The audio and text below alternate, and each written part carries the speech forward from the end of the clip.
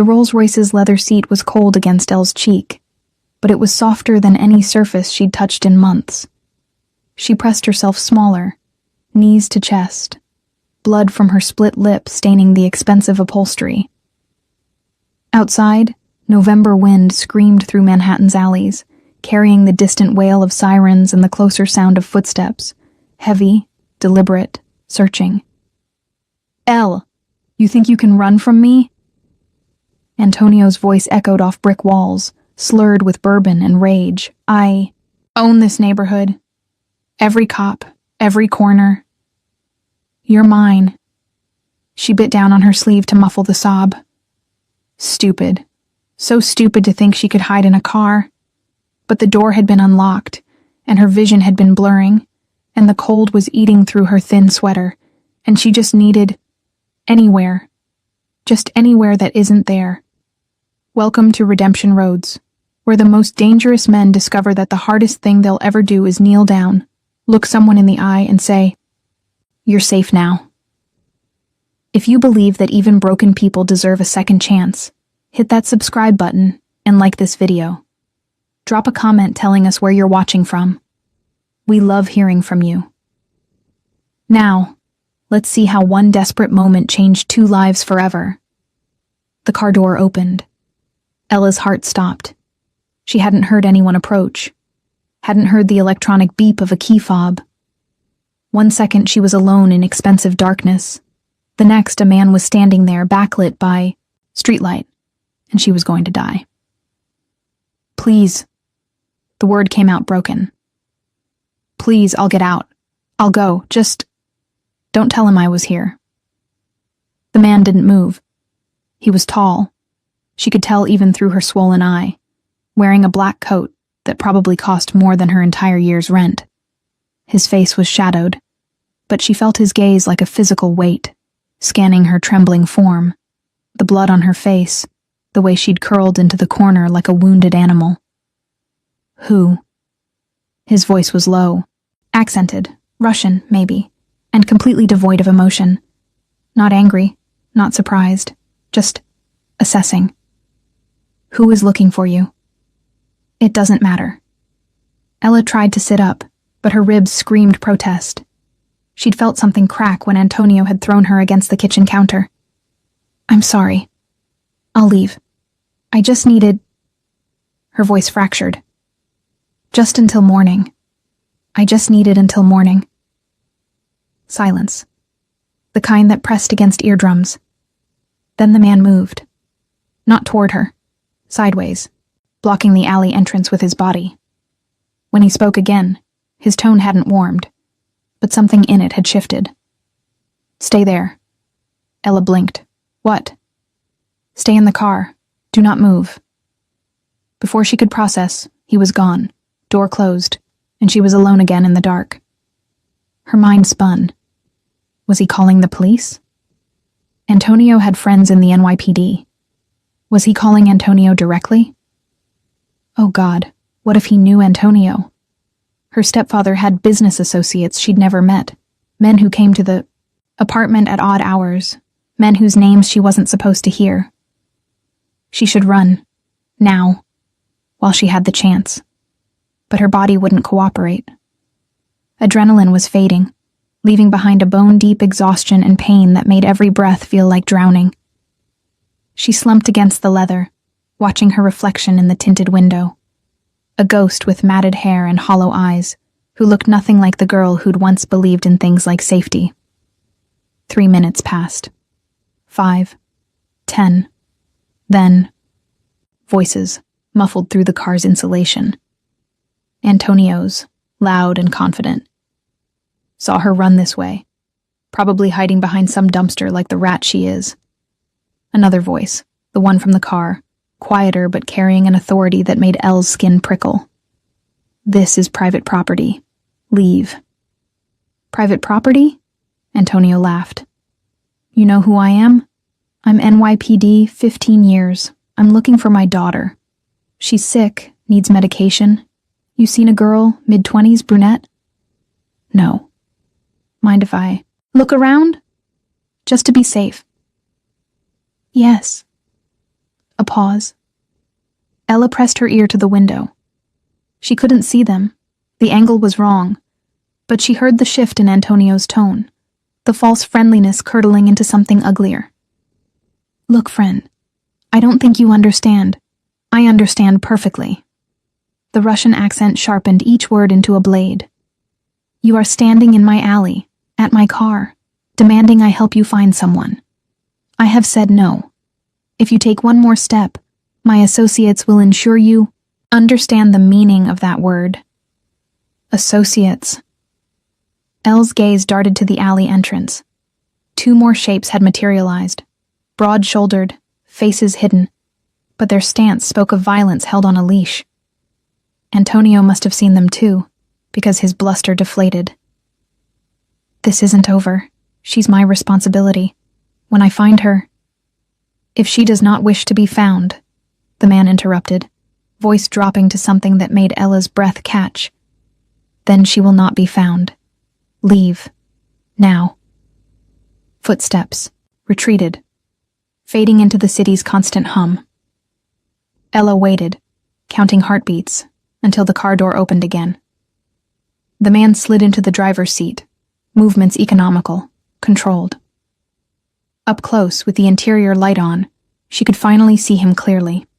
Late 30s, dark hair cut short, jaw sharp enough to cut glass, eyes the color of frozen Baltic Sea. A face built for intimidation, except for the faint scar bisecting his left eyebrow, a crack in the marble. He adjusted the rear view, mirror, meeting her gaze in the reflection. He is gone, he said. He will not return tonight. Ella tried to speak, failed, tried again. Why did you are bleeding on my upholstery. Matter of fact. And you asked for morning. It is currently... He glanced at the dashboard. 11:47 p.m. Morning is 7 hours away. I do not leave debts unpaid. I didn't mean I can clean it. Where do you live? The question landed like a trap. Elle's throat closed. I can't. He knows. Where? He has keys, The wall she'd built to hold herself together began to crack. I don't have anywhere. I don't have anyone. My mom died last year, and I thought if I just stayed, if I just made it through, he'd eventually... But he won't. He won't stop. And I'm so tired. She hadn't meant to say any of that. Hadn't meant to let the truth bleed out in front of a stranger in an expensive car who'd probably just dump her at a shelter and forget she existed by dawn. But the man in the front seat didn't look away from the mirror, didn't flinch. What is your name? He asked. Elle. Elle Adams. Elle. He tested it, the syllable foreign in his mouth. Then he started the engine, the rolls purring to life like a satisfied cat. I am Nicola, and you are correct. You cannot return there. Not tonight, not while you look like this. The car pulled smoothly into traffic, heading uptown, away from her neighborhood, away from everything she knew. Ella should have been terrified. Should have demanded he let her out. Instead, she closed her eyes and let the warmth from the heating vents wash over her frozen skin, and for the first time in a year, she let herself hope that morning might actually come. The penthouse occupied the top 3 floors of a building Elle had only ever seen from subway windows, one of those glass and steel monoliths overlooking Central Park where light itself seemed cleaner, sharper. The elevator ride was silent except for the whisper of machinery and her own ragged breathing. Nicola stood with his back to her, hands clasped behind him.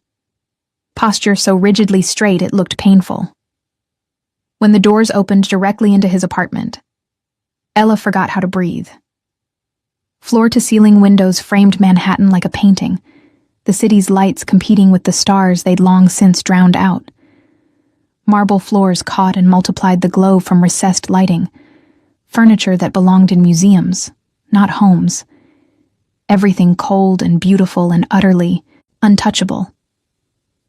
This way. Nicola led her through the main room, past a fireplace tall enough to stand in, past bookshelves in languages she couldn't read, to a bedroom that was larger than her entire apartment had been. Cream-colored walls, a bed that could sleep four, an attached bathroom she could see through the half-open door. "You will stay here tonight," he said. "Shower. There are clothes in the closet from—" He paused, something flickering across his face too quick to name. "From before. They should fit." Ella hovered in the doorway, arms wrapped around her ribs. "I don't understand. You don't know me. Why are you—" "Because I asked for morning once." The words came out flat, factual. "And no one gave it to me. Consider this a correction of cosmic imbalance." He moved to leave, then stopped, half-turned. "The bathroom cabinet has first aid supplies. For your face. Do not—" His jaw tightened. "Do not look in the mirror if you wish to sleep tonight. It will still be there in the morning."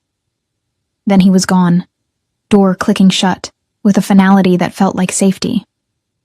Ella stood frozen for a long moment before her knees gave out.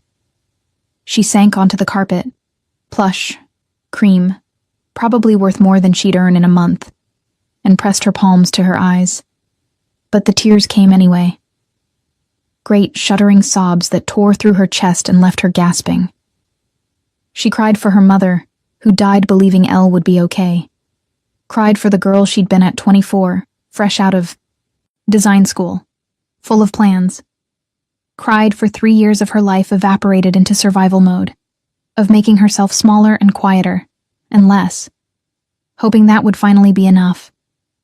When the storm passed, Elle dragged herself upright and stumbled to the bathroom. The shower was rainfall style, temperature controlled by a panel that looked like it belonged on a spaceship. She stood under water hot enough to hurt, watching pink swirl down the drain, scrubbing its skin until it felt raw and new. The shampoo smelled like cedar and something else. Expensive, unfamiliar. Nothing like the generic brand she'd been stretching for weeks. She did look in the mirror. Couldn't help it. The damage was worse than she'd thought. Her left eye swollen nearly shut, purpling at the edges. Split lip, crusty with dried blood. Bruises blooming along her jaw in the perfect shape of knuckles.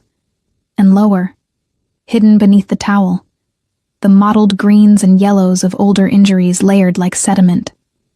This is what I let myself become, she thought. This is what keeping the peace costs. The closet yielded soft cotton pants and a cashmere sweater, tags still attached, sized for someone close to her frame. Ella tried not to wonder about the before Nicola had mentioned, tried not to imagine whose clothes these were meant to be. When she emerged, she found a tray on the bedside table, tea, still steaming, and 2 slices of toast with butter and jam. A note in angular handwriting, "Eat, sleep. We will talk. In the morning." Elle obeyed, suddenly ravenous. The tea was black, unsweetened, strong enough to strip paint, and exactly what she needed. She ate both slices of toast, then climbed into bed, sinking into sheets with a thread count she couldn't begin to guess. She'd thought sleep would be impossible, thought her mind would race, cataloging every bad decision that led here, every reason this was temporary and fragile. Instead, she dropped into darkness so complete it felt like mercy. Morning came, with pale winter light filtering through sheer curtains and the smell of coffee. Elle sat up slowly, inventory of pain. Ribs still ached, face throbbed, but the bone-deep exhaustion had receded slightly. The clock read 9:17 a.m. She'd slept for nearly 10 hours. Voices drifted from somewhere in the penthouse. Low, rapid Russian. Nicola's baritone and another man's rougher tenor, words sharp with disagreement. Ella crept to the door, pressed her ear to the wood. "Cannot keep her here, Nicola. You know the rules." "I know many rules. I also know which ones I wrote." "This is different. She is not a business asset, not family, just some girl. Do not." The temperature in Nicola's voice dropped to sub-zero.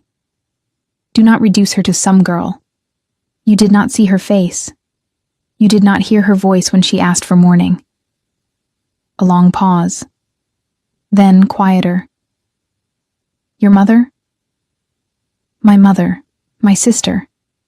Every woman who ever needed help and received none because the men with power decided she did not matter enough. Sounds of movement. Footsteps. Liquid pouring. She stays until she is ready to leave. That is final. And when Antonio Calderano comes looking, when he brings his NYPD connections, then we will have a conversation about what happens to men who put hands on women in my city. Ella pulled back from the door, heart hammering. She shouldn't be here. This wasn't her world. Men like Nicola didn't help people like her without expecting something in return, and whatever currency he dealt in. She couldn't afford the price. She was pulling on her shoes, blood-stained, pathetic, when the bedroom door opened. Nicola stood in the doorway with 2 mugs of coffee. In daylight, he looked somehow more and less intimidating. Dark circles under those ice-chip eyes, stubble shadowing his jaw, wearing black slacks and a white button-down with the sleeves rolled to his elbows. Human. Tired. You are leaving, he observed. Not a question. Elle set down her shoe. I heard. Your friend? He's right. I shouldn't be here. I'm not your problem. No, Nicola agreed. You are not a problem at all. You are a person who needed help. I provided it. These are not the same thing. He crossed to the small sitting area by the windows, set down both mugs, and lowered himself into one of the chairs with the controlled precision of someone whose body had learned violence young. Sit, he said. Please. Ella hesitated, then obeyed. The coffee was black, like the tea. She wrapped both hands around the mug, letting the heat seep into her palms. I am going to ask you questions, Nicola said. You do not have to answer, but I need to understand what we are working with. We? His expression didn't change. Antonio Calderano, former NYPD, currently working private security for the Lucianos. Known associations with corrupt officers in the 19th precinct. History of violence, 2 complaints dismissed. 1 suspicious suicide of a previous girlfriend 7 years ago. That was ruled accidental overdose. Ella's coffee mug slipped. She caught it, but her hands were shaking. How do you couldn't have found all that since last night. I made calls. He leaned back, fingers steepled. I have resources. What I do not have is your story. Was he always like this? No. The word came out bitter. At first he was charming, helpful. My mom was sick, cancer, and he swept in like some kind of savior. Paid bills, drove her to appointments. I was suspicious, but she was happy, so I stayed quiet. They got married 6 months before she died. And after he didn't need to pretend anymore. Ella stared into her coffee. The first time he hit me, he apologized, cried, said I reminded him of someone who'd hurt him, that he'd get help. I believed him. The second time he said I'd provoked it. The third time he didn't bother with excuses. Her voice was steady, detached, like she was narrating someone else's life. I tried to leave, twice. First time, he found me at a friend's place within 6 hours. Told her I was mentally ill, off my meds, dangerous. She believed him. He had the badge, the uniform. Second time, I made it to a shelter. He showed up with 2 officers, said I'd stolen from him, had a warrant. I didn't, but they took his word over mine. Nicola's knuckles had gone white around his own mug. So I stopped trying, Ella continued. Figured if I could just survive until, I don't know, until something changed, until he got bored, until I disappeared enough that he forgot I existed. She finally looked up, meeting those frozen eyes. Last night, he told me he was going to make sure I never embarrassed him again. And I finally knew. that if I stayed, I wouldn't survive until morning. Silence pooled between them, broken only by the distant hum of the city. Then Nicola set down his mug and leaned forward, elbows on his knees. "Ella Adams," he said quietly, "I am going to make you an offer. You may refuse, but hear me completely before you decide." She nodded, not trusting her voice. "You will stay here, in this apartment, for as long as you need. You will have your own room, privacy, security. In exchange, you will do nothing." Elle blinked. "Nothing?" "Nothing," he confirmed. "No cleaning, no cooking, no—" His mouth tightened. "Repayment of any kind. You will simply exist, safely, while you heal, physically and otherwise. I will provide access to a therapist who specializes in trauma, a lawyer who will help you navigate restraining orders, legal separation from Antonio's influence. When you are ready, if you are ready, I will help you find work, housing, whatever you need to rebuild." It was too much, too generous, too impossible. "Why?" Elle whispered. "What do you get out of this?" Nicola was quiet for a long moment, gaze drifting to the windows, to the city beyond. "When I was 8 years old," he said finally, "I watched my father beat my mother to death in our kitchen in St. Petersburg. I was hiding in the cupboard, too small to help, too afraid to scream. After he set the apartment on fire and left, told the authorities she'd been drinking, knocked over a candle." Elle's chest constricted. "I spent the next 10 years in state orphanages, then streets, then worse places." He looked back at her, and for the first time, she saw past the ice, saw the child who'd never been given mourning. "I built an empire on the principle that power is the only thing that matters, that mercy is weakness, that the strong take and the weak suffer." He stood, walked to the window, hands clasped behind his back. "And then I heard your voice in my car, asking for the same thing I once begged for, and I realized I have spent 30 years becoming the kind of man who could have saved my mother. It would be a profound waste not to use that power at least once for its intended purpose." Elle couldn't breathe, couldn't speak. "So," Nicola turned, expression carefully neutral, "that is what I get. The knowledge that this time, the child hiding in the metaphorical cupboard does not have to watch someone die. You may accept or refuse. But know this. If you stay, Antonio Calderano will never touch you again. On that, you have my word." And Ellie, who'd learned not to trust words, who'd survived by expecting nothing and being grateful for less, Elle believed him. The first week passed in a strange suspension of time. Elle slept more than she had in years, deep, dreamless stretches that left her disoriented when she woke to the penthouse's perpetual quiet. Nicola was rarely there during daylight hours. She'd hear him leave before dawn, return after dark, always announced by the elevator's pneumatic hiss and the low murmur of Russian as he conferred with whoever accompanied him. She explored the apartment in his absence, mapping its contradictions. The kitchen was professional grade, but looked barely used, all gleaming surfaces and untouched appliances. The library held first, editions in 6 languages, organized with military precision.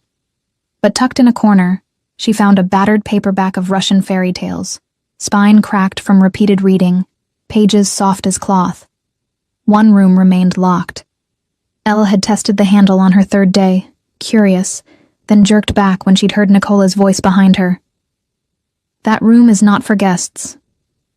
She'd spun, heart racing. He'd been standing in the hallway, still wearing his coat, snowflakes melting in his dark hair. "I'm sorry, I wasn't—" "I know." His expression had been unreadable. "But that room stays closed. Please." The please had made it worse somehow. A crack in the armor. Now, 10 days into her stay, Elle sat curled in the window seat overlooking Central Park, sketchpad balanced on her knees. She'd found it in one of the guest rooms, expensive, barely used, and her fingers had itched for the familiar comfort of charcoal on paper. The drawing taking shape was the view: skeletal trees against snow, the lake, frozen solid, joggers reduced to small dark shapes against winter white.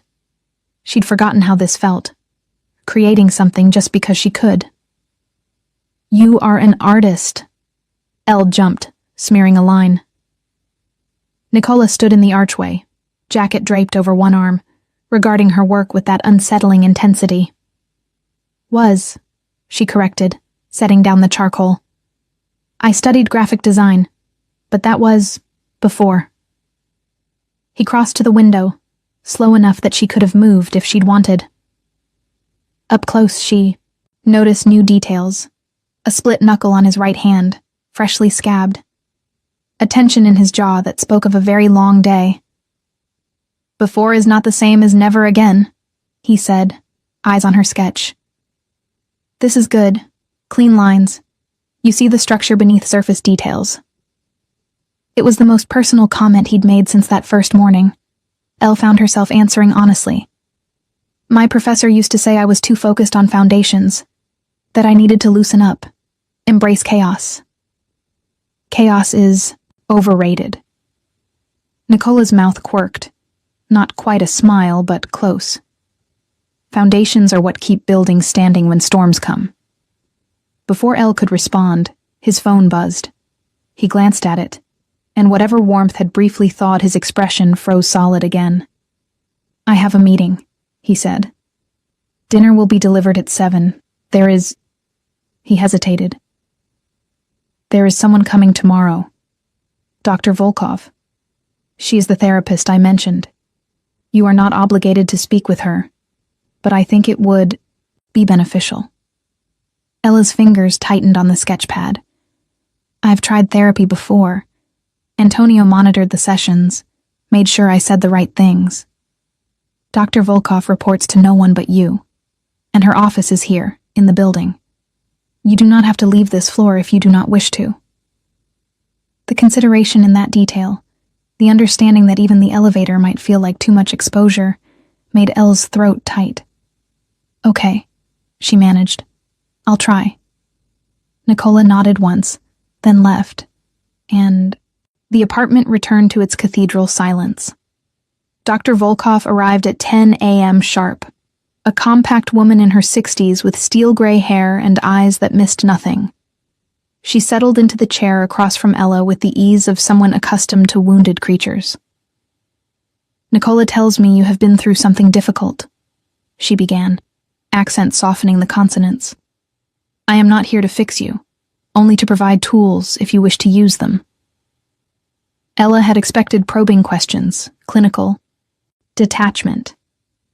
Instead, Dr. Volkov spent the first session simply listening as Elle talked. About her mother, about the slow erosion of self under Antonio's control, about the peculiar guilt of surviving when you'd spent so long wishing you wouldn't. "Trauma," Dr. Volkov said near the end, "is not a linear thing. You will have good days and terrible days, days when you believe you are healed, and days when the smallest trigger sends you back to that kitchen, that alley. This is normal. This is your brain trying to protect you the only way it knows how. How do I make it stop? You don't. You learn to coexist with it, to recognize the difference between past danger and present safety." She leaned forward. "Right now, your nervous system is screaming that threat is everywhere. It will take time to teach it otherwise. Be patient with yourself." After she left, Ella felt scraped raw, but also strangely lighter. She was making tea when Nicola returned that evening, earlier than usual. He paused in the kitchen doorway, watching her navigate the space with increasing familiarity. "How was Dr. Volkov?" he asked. "Intense. Good."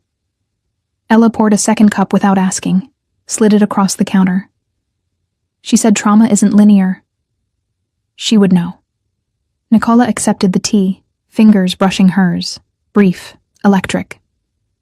She worked in Chechnya during the wars, saw things that would break most people, but she believes in the capacity to heal. They drank in comfortable silence, and Ella realized this was the longest conversation they'd had that wasn't about logistics or safety protocols. "Can I ask you something?" she ventured. "You may ask. I may not answer." "Fair." Ella chose her words carefully. "That locked room, does it have something to do with your mother?" Nicola went very still. For a long moment, Ella thought she'd overstepped, that he'd retreat into the cold formality of their first days. Then, "It was my sister's room. Katya. She would have been 32 this year. Would have been. She was taken by the state after our mother died," he continued, voice flat. "Sent to a different facility than mine. I tried to find her when I was old enough, had enough resources. By then, she had been dead for 6 years. Pneumonia, they said. Inadequate medical care." Ella set down her cup before she dropped it. "Nicola, I do not want sympathy." The words were sharp, automatic, then softer. "I want her room to exist as it would have if she had lived, as if she might walk through that door someday and find it waiting." He drained his tea, rinsed the cup with meticulous care, and left the kitchen without looking back. Elle stood alone in the gleaming space, understanding with sudden clarity why mercy felt like weakness to him. Why saving someone must feel like rewriting an ending he'd had no power to change. She thought of the fairy tale book, read until the pages turned soft. Thought of a little boy in a cupboard, learning that the only hands that saved you were your own. And she thought, maybe we're both learning that isn't always true. 3 weeks became a month. Winter deepened, blanketing the city in snow that muffled sound and softened edges. Ella fell into a rhythm. Mornings with Dr. Volkov, afternoons sketching or reading, evenings in Nicola's sporadic company. He began coming home earlier, joining her for dinner more often than not. They ate in the dining room, a space too formal for the quiet conversations that unspooled between them, talking about small things, books, architecture, the particular madness of New York pigeons. Never his work, never the details of what put those fresh bruises on his knuckles, that new hardness in his eyes. But sometimes, late at night when he thought she was asleep, Elle would hear him playing piano in the front room. Chopin, mostly. Nocturnes that sounded like grief given melody. She'd lie in bed listening, and wonder if he knew she could hear. If he played for himself, or for ghosts. One evening in mid-December, Elle emerged from her room to find Nicola standing at the windows, phone pressed to his ear, speaking rapid Russian. His free hand was clenched so tight the knuckles had gone white. He ended the call, noticed her, and something in his expression made her stomach drop. "What is it?" she asked. "Antonio has been asking questions, putting pressure on mutual acquaintances to find you." Nicola's jaw ticked. "He filed a missing persons report. Claims you are mentally unstable, a danger to yourself." Ice flooded Ella's veins. "He's going to find me." "No." The word was absolute. "He is going to learn that some women are protected by forces he cannot threaten or bribe." "But Ella..." Nicola turned to face her fully. "This is the moment where you must decide. If you wish to truly be free of him, we cannot simply hide you. We must act." "Act how?" "Legally, first. Restraining order, filed with documentation of abuse. I have connections with judges who cannot be bought by the Lucianos. It will be public. It will be difficult. You will have to testify." Ella's hands started shaking. The thought of facing Antonio in court, of saying aloud what he'd done. "But," Nicola continued, voice gentling, "you will not be alone. I will ensure you have the best legal team in the state, security, whatever you need. And if the legal system fails, his expression went cold, then we will have a different conversation. Ella knew what that meant. Knew that the man standing before her had built his empire on conversations that ended in shallow graves. I don't want you to kill him, she said. Nicola's eyebrows rose slightly. Why not? Because then he wins. He gets to be the victim, the martyr. And you... She stepped closer. You become the monster he'll claim you are. I want him in prison. I want him stripped of his badge, his connections, his power. I want him to live knowing he lost. Silence stretched between them. Then Nicola did something Ella had never seen. He smiled. Small, fleeting, but genuine. You, he said, are far stronger than you believe. I've had a good teacher in survival. No. He shook his head. Survival I taught myself. This, what you are choosing, this is something else. This is courage. And when he reached out, slowly enough that she could refuse, and tucked a strand of hair behind her ear, Elle didn't flinch. She leaned into the touch, just slightly, and watched something shift behind those ice-chip eyes. Something that looked almost like hope. The lawyer's name was Rebecca Chen, and she arrived at the penthouse with a briefcase full of ammunition and a smile that could cut glass. Mr. Petrov speaks highly of you, she said, shaking Ella's hand with professional firmness. Let's make sure the system works in your favor for once. They spent 4 hours at the dining table, Rebecca extracting details with surgical precision, dates, incidents, witnesses, even reluctant ones. Ella's voice grew hoarse, from talking, her tea cold and forgotten. But Rebecca never rushed her. Never suggested that any detail was too small or too humiliating to matter.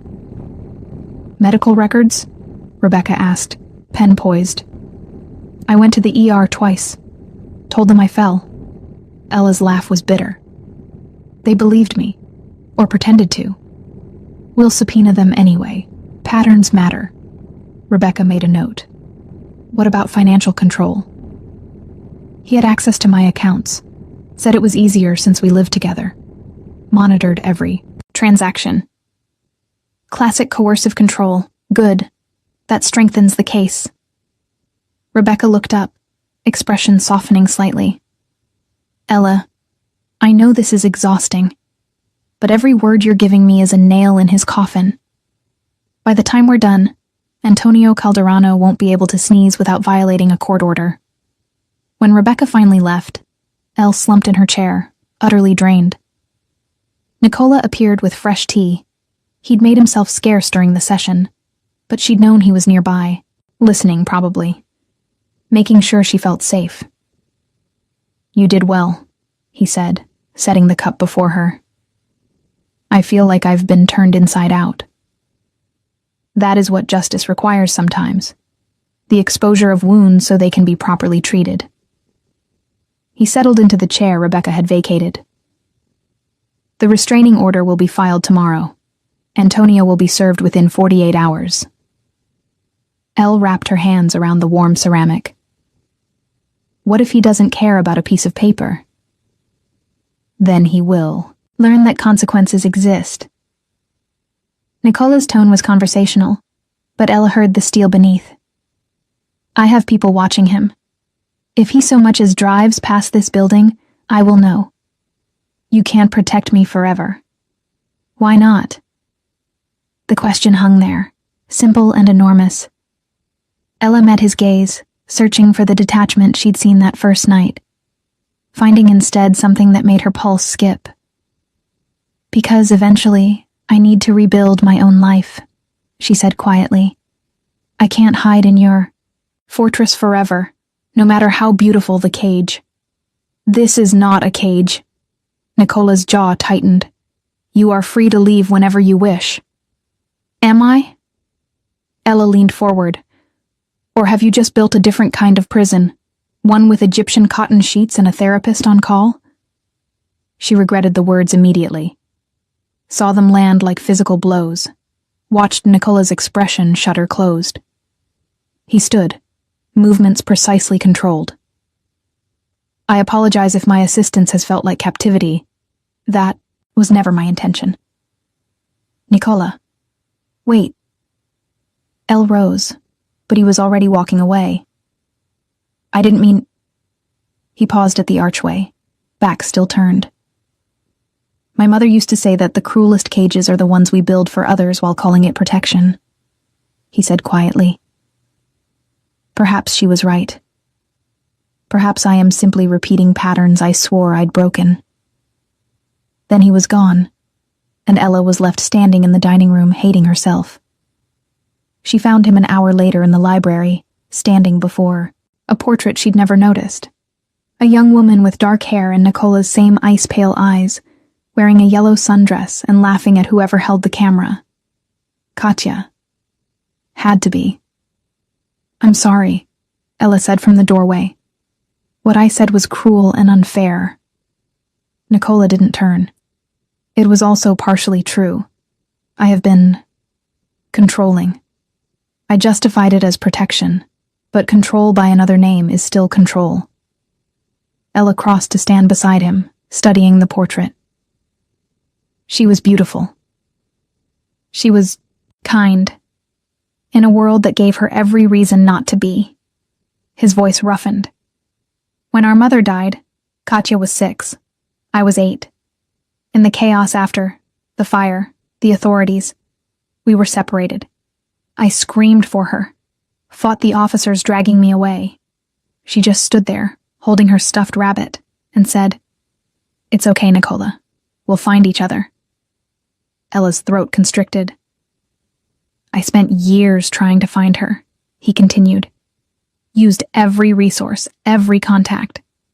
By the time I tracked her to the facility where she died, they'd already cremated her. No ceremony, no marker, just gone, as if she'd never existed. So you keep her room, Ella said softly, so someone remembers. So I remember what I failed to do. Nicola finally looked at her, and the raw pain in his eyes made Elle's chest ache. I built an empire on the promise that I would never again be too weak to protect someone who needed me. And now you tell me that protection feels like a cage, and I realize I still do not know the difference. Ella thought of Antonio, who'd called surveillance love, who'd monitored her phone and called it caring. The difference, she said carefully, is that you ask. You give me choices. You tell me I can leave, and mean it. Antonio never gave me choices. He gave me ultimatums disguised as concern. Nicola was quiet for a long moment. But you are still here because you have nowhere else to go. Is that truly choice, or just the illusion of it? I don't know, Ella admitted. But I know that for the first time in 3 years, I'm remembering what I wanted to be. The life I planned before everything derailed. And that's because you gave me space to breathe. She stepped closer, close enough to see the faint scar through his eyebrow, the silver threading his temples. You're not your father, she said. You're not Antonio. You're someone who heard a stranger begging for mourning and decided to give her a year of them. Nicola's hand lifted, hesitated, then settled. Against her cheek, warm, calloused, impossibly gentle. And what happens when the year ends? When you no longer need protection? Ella leaned into his palm. Maybe we figure that out together. For a heartbeat, she thought he might kiss her. Saw the want flicker across his face, quickly suppressed. Instead, he drew back, expression carefully neutral. You should rest. Rebecca will need you sharp for the court filings. He left her standing in the library, and Ella understood. Nicola Petrov had built empires and crushed rivals. But this, simple intimacy, the vulnerability of wanting someone who might choose to leave, terrified him more than any enemy. She looked up at Katya's portrait, at that frozen moment of joy. I think, she whispered to the laughing girl in the yellow dress, your brother forgot how to believe in happy endings. Maybe I can remind him.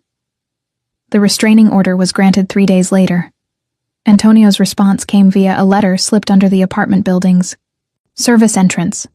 Crude, misspelled, full of threats that made Rebecca swear creatively in Mandarin. "We're filing criminal charges," she announced, pacing Nicola's office. "Stalking, harassment, violation of the order. I want him in handcuffs by Friday." "Will it stick?" Nicola asked, voice dangerously calm. "With the evidence Elle provided, the medical records, the documented pattern?" "Yes, but—" Rebecca's expression darkened. "He has friends. Not enough to stop this, but enough to make it messy." Ella, sitting quietly in the corner, spoke up. "Let it be messy. I'm done hiding." Both of them turned to look at her. "You're sure?" Rebecca asked. "Because once we file, this becomes public. Your name, your testimony. The media will—" "I don't care." Elle stood, something fierce and bright kindling in her chest. "I spent 3 years making myself invisible because he said visibility was dangerous. I'm done shrinking. Let everyone see exactly what he is." Nicola's expression shifted. Pride, maybe. Or recognition. "Then we go to war," he said quietly. And watching him, Ella realized she wasn't falling for the man who'd offered her shelter. She was falling for the one who kept giving her choices, even when those choices terrified him. The one who understood that love meant holding someone gently enough that they could still fly. Winter gave way to early spring, with the restraining order holding firm and Antonio maintaining a careful distance. Too careful, Rebecca noted. Men like him didn't simply accept defeat. Elle tried not to think about it, tried to focus on the forward momentum of her life finally resuming, portfolio redesign, freelance inquiries, a small contract designing logos for a startup that didn't ask about the year-long gap in her resume. Dr. Volkov called it reclaiming narrative. Ella called it remembering I exist. Nicola called it inevitable, with a quiet satisfaction that made her heart twist. He'd become less guarded over the months. Not warm. Nicola would never be warm. But present in ways that felt like intimacy. Cooking breakfast together in comfortable silence. Reading in the library, feet tucked under her, while he worked through paperwork in Russian. Small touches that lingered. His hand on her lower back guiding her through doorways, fingers brushing when passing coffee. Nothing overt. Nothing Elle could name. But something was shifting, tectonic, and irreversible. It came to a head on a Tuesday in March. Ella had been working in the dining room, laptop open, sketches scattered, when Nicola arrived home at 2 p.m., unheard of. He looked different. Jacket missing, shirt untucked, knuckles bloodied and badly wrapped. What happened? Ella was on her feet immediately. Nothing that concerns you. But his voice was tight, and he was favoring his left side. Nicola, I said it does not concern you. Harsh, dismissive, the tone she'd heard him use with subordinates, never with her. Ella flinched and something in his expression cracked. Wait! He reached for her, but she'd already stepped back. Ella, I did not mean... Don't. Her voice shook. Don't use that voice with me. I've had enough of men who think volume equals authority. Nicola went very still. I am not Antonio. Then stop acting like I'm too fragile to handle the truth. Ella crossed her arms. What happened? A long pause. Then, with visible effort. There was a territorial dispute.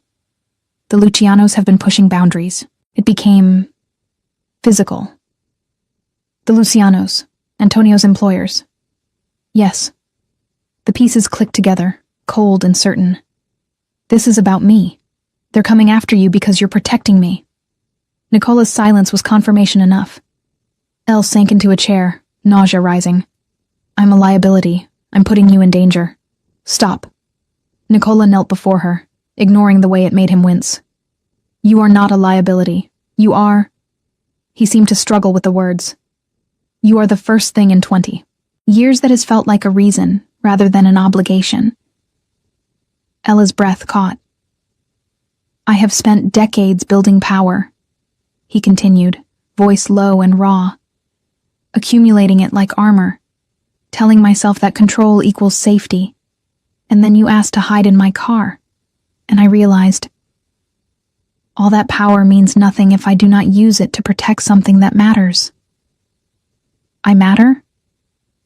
The question came out smaller than she'd intended. Nicola's hand came up, cradling her face with a gentleness that contradicted every rumor she'd heard about him. You matter. You have mattered since that first night. And if the Lucianos think they can use you to manipulate me, they have fundamentally misunderstood the situation. Which is? His thumb traced her cheekbone. That I would burn this entire city down before I let anyone hurt you again. Ella should have been frightened. Should have recognized the obsessive edge in those words. Instead, she leaned forward and kissed him. Nicola froze, clearly shocked, then made a sound low in his throat and kissed her back. Careful, controlled, like he was afraid she might shatter. His hand slid into her hair, angling her head, deepening the kiss until Elle's thoughts scattered into static and sensation. When they finally broke apart, both breathing hard, Nicola rested his forehead against hers. This is dangerous, he said. I know. If we do this, if we are together, it makes you a target. Every enemy I have will see you as a weakness to exploit. Elle pulled back enough to meet his eyes. And if we don't? If I walk away to keep you safe, or you push me away to protect me, we still lose. At least this way we lose together. Nicola's laugh was startled, almost helpless. You are far braver than I am. No, I just spent 3 years learning that safety without living is just a slower kind of death. Ella kissed him again, soft and sure. I want to live. With you, if you'll have me. For a long moment, Nicola just looked at her, like he was memorizing her face, cataloging this moment in case it was the last. Then he stood, pulling her up with him. Come with me. He led her through the apartment to the locked room, the one that had stayed closed for the entire 5 months she'd been there. Nicola pulled a key from his pocket, hesitated, then unlocked the door. Inside was a child's bedroom frozen in time. Pale yellow walls, a twin bed with a patchwork quilt, shelves lined with books and a worn stuffed rabbit sitting on the pillow. Everything carefully preserved, waiting. After Katya died, Nicola said quietly, I recreated her room exactly as I remembered it, down to the rabbit she was holding when they took her from me. I told myself it was a memorial. But Dr. Volkov, years ago when I first hired her, she said it was a cage, that I was trapping my sister's memory the same way my guilt trapped me. He moved to the window, looking out at the city. I kept this room locked because opening it felt like admitting she is truly gone. That I failed. That no amount of power or money could rewrite that ending. Ella stepped closer, understanding. But you asked me once why I keep it. He turned. And the answer is, because I did not know how to let go. Did not know that holding someone's memory does not require freezing time. He crossed to the bookshelf, pulled down a photo album Ella had never seen, flipped it open to a picture of a little girl in a yellow sundress, laughing. I want to remember Katya, alive, he said. Not just as a tragedy, not just as proof of my failure, but as a person who laughed and read fairy tales and believed we would find each other. He held the album out to Ella. Will you help me do that? Ella took it, understanding what he was really asking, not just to remember his sister, but to build something new, to transform grief into something that allowed for joy. Yes, she said simply. And when Nicola kissed her this time, it tasted like permission to live, to love, to believe that broken things could still be whole. The attack came 2 weeks later. Elle was leaving her first in-person client meeting, a small design firm in Brooklyn, nothing fancy, but hers, when a black SUV pulled up alongside her. Antonio leaned out, face bloated with rage and something else. Desperation. "Get in the car, Elle." Her body remembered before her mind could catch up. The cold rush of adrenaline, the instinct to obey, to make herself smaller. But Dr. Volkov's voice cut through. The panic. Past danger, present safety. This is not then. "No," Elle said, loud and clear. Antonio's expression twisted. "You think you're safe because you're fucking some Russian gangster? He can't protect you forever. Restraining order doesn't mean shit if no one's around to enforce it." Elle's hand was already on her phone, already dialing the number Nicola had programmed under emergency. He answered before the first ring finished. "Elle. Antonio's here. Corner of Atlantic and Court. Do not engage. Do not run. Stay on the line. Help is 30 seconds away." Antonio must have heard, because he lurched out of the SUV. "Calling your boyfriend? Let's see how tough he is when—" 2 cars appeared from nowhere, boxing in the SUV. Men emerged, Nicola's people. She recognized them from the building, and Antonio stumbled back, suddenly aware he'd miscalculated. Then Nicola's Rolls-Royce pulled up, and he stepped out, perfectly composed in a black suit, looking like death in tailored wool. "Elle," he said calmly, not taking his eyes off Antonio. "Go to the car." She obeyed, legs shaking, but paused at the door. "Don't kill him." Nicola's jaw tightened. "I will not make promises I cannot keep." "Then promise me this. When you're done, you come home. To me." Something in his expression softened. "That I can promise." Ella got in the car. Through the tinted window, she watched Nicola approach Antonio, who was shouting, threatening, waving his phone with its supposed NYPD connections. She couldn't hear the conversation, but she saw the moment Antonio realized. Those connections meant nothing here. This was Nicola's city, and he'd crossed a line that money and badges couldn't uncross. The confrontation lasted less than 5 minutes. Then Antonio was being shoved into one of the waiting cars, and Nicola was sliding into the rolls beside her. "He is alive," Nicola said without preamble. "Unharmed, though he may wish otherwise once Rebecca is done filing charges for violating the restraining order, assault, stalking, and several other infractions I will encourage her to discover." Elle exhaled shakily. "Thank you. For not becoming the monster you believe I could be?" Nicola's smile was grim. "I am still that monster, Ella. I simply choose for you to be a different version of it." He pulled her close, and Ella went willingly, pressing her face to his chest, breathing in cedar and winter and safety. "I was so scared," she whispered. "I know, and I am sorry you had to feel that fear again. But Elle—" He tilted her chin up. "You called me. You did not freeze. Did not obey him. You chose to fight. That is everything." And Elle realized he was right. She'd faced Antonio, the man who'd haunted her nightmares for years, and she'd won. Not because Nicola saved her, because she'd saved herself first. The criminal charges against Antonio Calderano proceeded with the grinding inevitability of bureaucracy. Rebecca filed motion after motion, building a case so airtight even Antonio's police connections couldn't dismiss it. Ella testified in April, in a courtroom that smelled like old wood and fear. Antonio sat across the room in a cheap suit, flanked by a public defender who looked exhausted before the proceedings even began. He stared at Elle the entire time, not with rage, but with something worse.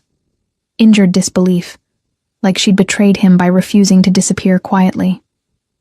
Rebecca walked her through the timeline with clinical precision. The first blow. The escalation. The systematic isolation. Medical records projected on screens, showing breaks and bruises Elle had explained away as clumsiness. And on November 14th, Rebecca asked, "What happened?" Ella's voice didn't shake. "He told me he was going to make sure I never embarrassed him again. Then he threw me against the kitchen counter. I felt my ribs crack. When I tried to leave, he blocked the door. So I waited until he passed out drunk and I ran." "Where did you go?"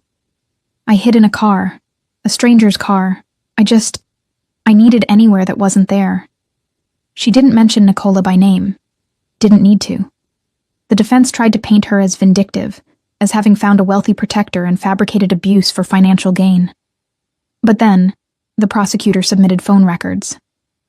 Antonio's 47 calls and 89 texts in the 3 days after she'd left, each more threatening than the last. Surveillance footage of him violating the restraining order. Testimony from the ER. Doctor who'd noted Ella's injuries were consistent with intimate partner violence, but hadn't pursued it further. The judge, a woman in her 60s who'd seen too many cases like this, was unimpressed with Antonio's denials. "Mr. Calderano," she said, "you will remain in custody pending trial. Bail is denied." Antonio erupted, shouting, until bailiffs dragged him from the courtroom. Ella sat frozen, Rebecca's hand on her shoulder, and felt something inside her finally break open. Not collapse. Bloom. Outside the courthouse, Nicola waited by the rolls, flanked by 2 of his men. He searched Ella's face as she approached, looking for damage. "It's done," Ella said. "He's being held. Trial's set for June." Nicola nodded once, then opened his arms. Ella walked into them, letting herself be held in full view of the courthouse steps, the gathering reporters, anyone watching. Letting the world see that she was not alone, not ashamed, not hiding anymore. "I am proud of you," Nicola murmured against her hair. "So incredibly proud." Elle pulled back, smiling through tears. "I couldn't have done it without you." "Yes," he said firmly. "You could have. I simply made it easier." In the car, Elle let exhaustion claim her, head resting on Nicola's shoulder. She woke as they pulled up to the penthouse, disoriented. "I thought we could go somewhere else tonight," Nicola said quietly. "If you wish." Ella blinked. "Where?" "Somewhere I have not taken anyone in a very long time. A place I built for. I am not certain. Penance, perhaps. Or hope." The house was 2 hours north of the city, hidden behind gates and forest. Not a mansion, a home. Warm wood and stone, floor-to-ceiling windows overlooking a lake. A fireplace large enough to stand in. Elle walked through it slowly, touching surfaces. A kitchen that looked actually used. Bookshelves organized by interest rather than aesthetics. A bedroom with quilts that matched the one in Katya's frozen room. "I bought this 5 years ago," Nicola said from the doorway. "After Dr. Volkov told me I needed to create space for a future, not just a memorial for the past. But I could never..." He gestured helplessly. It felt like admitting I deserved happiness. Like believing I could have something beyond survival. Ella crossed to him, took his hands. And now? Now I think perhaps I was waiting for a reason to believe it. His thumbs traced circles on her wrists. "For you." They made dinner together. Nothing. Fancy, just pasta and salad. And ate on the floor in front of the fireplace because the dining table felt too formal. Nicola told stories about Katya. How she'd insisted on reading the endings of books first. How she'd convinced him that puddles were portals to other worlds. "She would have liked you," he said softly. "Would have said I was brooding too much and needed someone to remind me how to laugh." Was she right? Always. His smile was gentle, edged with grief. She used to tell me, before everything, that being strong meant protecting people, not punishing them. I spent 30 years forgetting that distinction. Ella leaned her head on his shoulder. You remembered when it mattered. They stayed like that until the fire burned low. Then Nicola led her upstairs to the bedroom. Nothing happened beyond sleep. Nicola held her like she was precious, like he was afraid she might vanish if he let go. But it was the most intimate Ella had ever felt. Safe enough to be, vulnerable, trusted enough to trust back. In the morning, she woke to sunlight and the smell of coffee. Nicola stood at the window, silhouetted against the lake, and turned when he heard her move. "I have been thinking," he said carefully, "about what happens after the trial. After Antonio is sentenced and you are truly, legally free." Ella's heart clenched. "Are you asking me to leave?" "God, no." He crossed to the bed, sat on the edge. "I am asking you to stay, not in the penthouse, not as someone I am protecting, but here, with me, as..." He struggled with the word. "As my partner, in all ways." Ella's breath caught. "Nicola, I know the life I lead is dangerous. I know what I am asking is selfish. But Ella, you have taught me that power without purpose is just noise. And you have become my purpose." He took her hand, pressed it to his chest. "I want to build a life with you. One where you have your design career, and I have my enterprises. Where we choose each other. Every day, not because we must, but because we wish to." Ella looked at their joined hands, at this man who'd learned to be gentle for her sake. "I have one condition," she said. Nicola tensed. "Name it." "Katya's room. We open it. We take the books and the rabbit and the things that mattered, and we keep them somewhere that feels like love, not penance, and then we turn that room into something new. Maybe an office for my design work, maybe a guest room, maybe just empty space waiting to be filled." She met his eyes. "Because you can honor her memory without being imprisoned by it." For a long moment, Nicola just stared at her.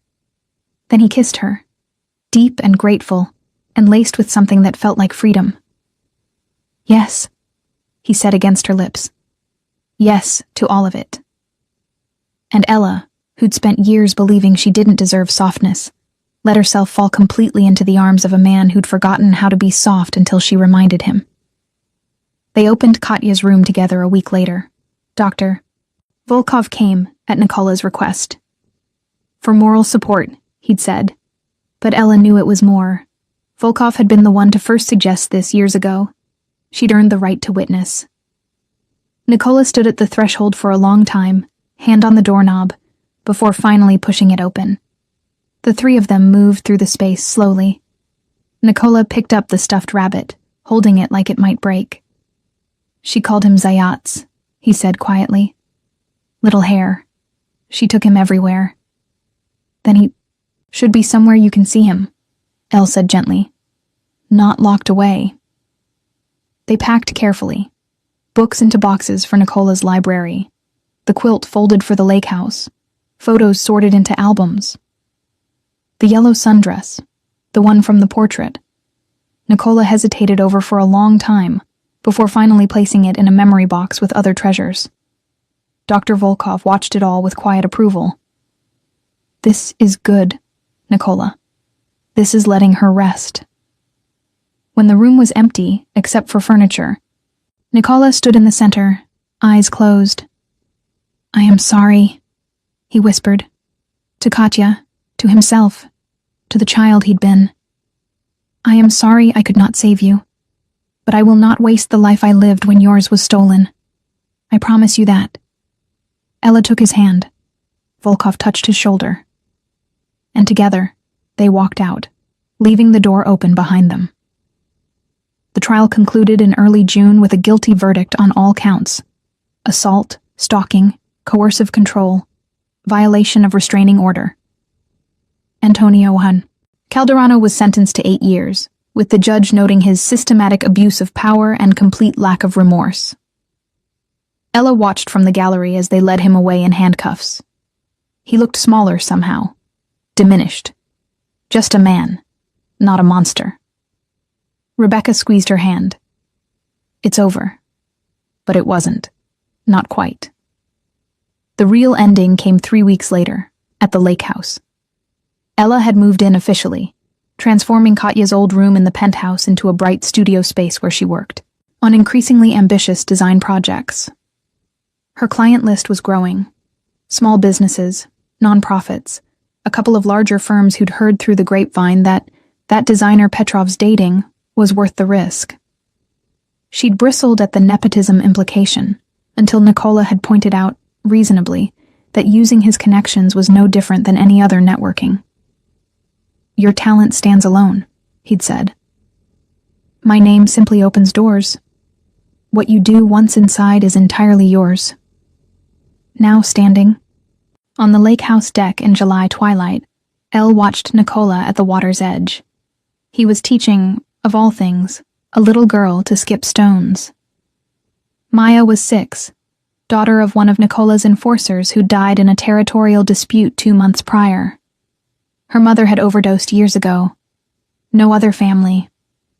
The system would have swallowed her whole. So Nikola had stepped in, filed for guardianship, hired a nanny, enrolled her in a good school, and spent his weekends learning how to braid hair from YouTube videos. Ella had watched the transformation with awe. Nikola, who commanded empires, brought to his knees by a small girl who demanded bedtime stories and asked endless questions about why the sky changed colors. Uncle Nick, Maya called now. You're doing it wrong. You have to make it flat, like this. She demonstrated with exaggerated seriousness, the stone bouncing twice before sinking. Nikola tried again, managed 3 skips, and Maya cheered like he'd won Olympic gold. Ella's chest tightened with something too big for words. Dr. Volkov had called it reparative attachment, Nikola's psyche trying to rewrite the ending he couldn't change. Ella called it watching someone learn to be human again. You are going to spoil her, Ella said, joining them at the water's edge. Absolutely. Nikola didn't look remotely apologetic. She has already experienced more loss than most adults. The least I can do is ensure her childhood from this point forward is filled with excess, affection and flat stones. Maya tugged Ella's hand. Did you bring the paints? You promised to teach me about colors mixing. After dinner, Ella promised. And only if you actually eat vegetables this time, not just hide them under your napkin. Maya's guilty expression was answer enough. Dinner was chaotic in the best way. Maya talking nonstop about her day, Nikola interjecting with dry observations that made Elle laugh, the 3 of them moving around each other with the easy choreography of family. After Maya was bathed and storied and tucked into bed, clutching Zayats, which she'd claimed as her own with Nikola's tearful permission, Ella and Nikola sat on the deck with wine, watching stars emerge. I never imagined this, Nikola said quietly. A year ago I would have said this life was impossible for someone like me. Someone like you? Someone built from violence. Someone whose hands are... He stopped, jaw tight. Ella took one of those hands, scarred and strong, and pressed, a kiss to the palm. These hands have held me when I was breaking, braided a little girl's hair, skipped stones. Yes, they've done terrible things, but they've also done beautiful ones. Nikola's eyes gleamed in the starlight. You have ruined me for my old life, you know. I cannot return to being the man I was, the one who cared only for power and control. Good. Ella shifted closer. Because that man never would have opened his car door for a stranger. Never would have chosen mercy over revenge. Never would have learned to French braid. His laugh was low, genuine. The French braid remains terrible. Maya doesn't care. She just loves that you try. They sat in comfortable silence, the lake lapping at the shore, the house warm and glowing behind them. I want to marry you, Nikola said suddenly. Ella's heart stuttered. What? Not immediately. Not until you feel ready, if you ever do. But I want you to know. He turned to face her fully. That this is not temporary for me. This is not protection or obligation. This is me choosing you, every day, for however many days we have. Ella's eyes burned. I choose you too. Even though you can't French braid. Even though your world is dangerous and complicated. Even though loving you means living with the knowledge that powerful men will always have enemies. You are not afraid? Terrified, she admitted. But more afraid of living small. Of going back to the version of myself who thought survival was enough. She cupped his face. You taught me to want more, to believe I deserve more. Nicola kissed her, soft and deep, and Ella tasted salt. His tears or hers, she wasn't sure. When they finally pulled apart, he rested his forehead against hers. We should get married here, at the lake. Somewhere Katya would have loved. Ella's throat tightened. She would have loved you being happy. She would have loved you making me happy, he corrected. There is a difference.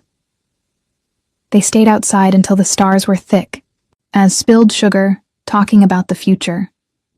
Maya's education, Ella's growing business, Nicola's plans to shift his enterprises toward legitimate holdings.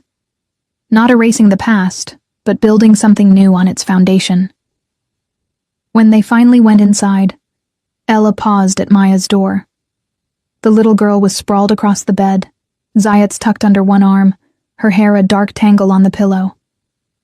She looks like Katya, Nicola whispered beside her. Same wildness, same certainty that the world is good if you look hard enough. You're giving her that certainty, the chance Katya never got. We are giving her that. Nicola's arm came around Ella's waist. All of this, the healing, the hope, it only works because you believed in me when I had forgotten how to believe in myself. Ella leaned into him, watching the child sleep. We saved each other. That's how it works. 6 months later, the gallery opening was Elle's idea. A charity event showcasing local artists, all proceeds going to domestic violence survivors.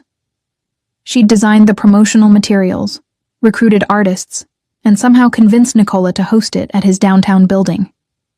Now, standing in a space transformed by art and light, Ella watched Nicola move through the crowd with Maya perched on his shoulders, her fancy dress bunched up, and her laughter ringing off the high ceilings. Rebecca found Ella by the sculptures. You did good, boss. This is going to raise serious money. We did good, Elle corrected. You handled all the legal wrangling with the nonprofits. True, but this... Rebecca gestured at the event. This was your vision, your courage. A year ago, you were hiding in a car. Now you're changing lives. Ella's throat tightened. A year ago, someone changed mine. She looked across the room to where Nicola had set Maya down to examine a painting at her eye level. He crouched beside her, listening with exaggerated seriousness as she explained why the colors were wrong but also right. Dr. Volkov appeared at Ella's elbow. He is different with her, with you, more human, less fortress. He was always human, Ella said, just convinced he couldn't afford to be. And now? Now he's learning that humanity isn't weakness. It's the only thing that matters. Volkov smiled. You have taught him well. But tell me, what have you learned? Ella considered. That asking for help isn't surrender. That love doesn't require perfection, just presence. That the people we become after trauma can be stronger than who we were before, not despite the breaking, but because of it. Good. Volkov squeezed her shoulder. Very good. As the evening wound down, Ella found herself on the balcony, looking out at the city. Manhattan glittered like a promise, like proof that darkness could be punctuated by light. Nicola joined her, Maya drowsy in his arms. She is asking if we can get a puppy, he said, amused. Apparently every proper family requires a dog. What did you say? That I would, considerate, after extensive research into appropriate breeds for city living. His smile was soft. I am not prepared for the level of chaos a puppy would introduce. Elle laughed. You run a criminal empire. I think you can handle a golden retriever. Former criminal empire, he corrected. Increasingly legitimate enterprises with only occasional moral ambiguity. Right. Much better. Maya stirred, blinking sleepily. Elle? Are you going to be my mom for real? Elle's heart stopped. She looked at Nicola, who was suddenly very focused on the skyline. We've talked about this, Malaya, he said gently. Ella and I are getting married soon. That makes her family. But family can leave, Maya said, with the blunt honesty of children who'd lost people. Moms stay forever. Ella knelt down, waiting until Maya looked at her. I can't promise forever, because life doesn't work that way. But I can promise I will choose to stay, every single day, for as long as I'm breathing. Is that enough? Maya studied her seriously, then nodded. Okay, can I call you Mama? Ella's vision blurred. I would love that. Maya hugged her, small and fierce, and Ella held on tight, understanding that this imperfect, complicated, beautiful thing was what healing looked like. Nicola's hand found the small of her back, steady and warm. The three of them stood there, suspended between the glittering city and the endless sky. And Ella thought, This is the ending I never dared to imagine. Not perfect, not without scars, but whole. We spend so much time believing that broken things can't be fixed, that trauma writes an ending we can't rewrite, that people forged in darkness can't learn to live in light. But Elle and Nicola proved something different, that healing isn't about erasing the past. It's about building a present where the past no longer controls you. She learned to trust again, not blindly, but courageously, with eyes wide open to the risk. He learned that strength isn't about dominance. It's about kneeling down to a child's level and listening. And together, they created a family from the wreckage of their separate traumas. Maybe that's the real story all of us are living. Not how we survive the breaking, but what we choose to build in the aftermath. Maybe redemption isn't about deserving it. It's about accepting it when it arrives in the form of a stranger's car on a freezing November night. Maybe love isn't about perfection. It's about finding someone who sees your scars and says, "Me too. Now let's build something beautiful anyway." If this story touched your heart, we'd love to hear your thoughts in the comments below. Hit like to support more stories like this, and subscribe to Redemption Roads. We bring you new emotional journeys every single day. Before you go, check out the next video, or explore our playlist for more tales of love, second chances, and the courage it takes to heal. Thank you for being here. Good night, and remember, even in the darkest places, light finds a way in.